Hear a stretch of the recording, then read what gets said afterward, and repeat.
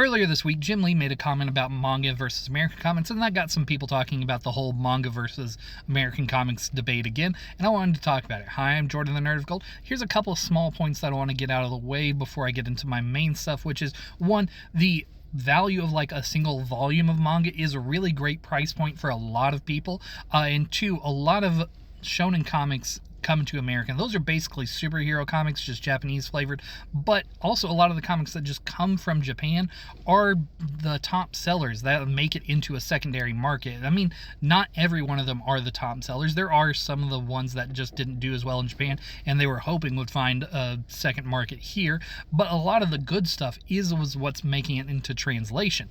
And two, if you think American comic books with superheroes with DC and Marvel, since they're the big dogs, are so confusing, just talk about all the other comic books that are out there that are great, like Kieran Gillian's and Jamie McCleave's The Wicked and Divine, Grant Morrison's The Invisibles, Jeff Smith's Bones. There's so many things, anything from Fantagraphics. There's so many things beyond superhero comic books that you can look to that are just like manga, where you can just pick up a volume and start reading, and it's wonderful.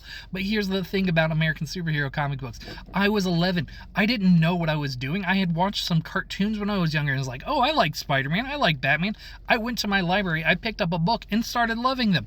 I didn't know anything. I didn't have like the full internet like we do this day to look up all this wiki information on all these characters. I just picked up a comic book and started loving it. You can do that. Any child can do that, and it's not as confusing as they make it out to be. I know people are like, this volume one, that volume one. It's whatever. It's fine. You'll be fine, I promise.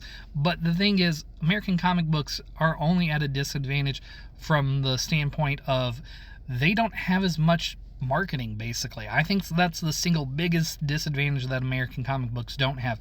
We advertise all the things around them, but we don't actually advertise the comic books themselves beyond the comic book market, and that, I think, is the biggest hurdle for American comic books to be a bigger market in general.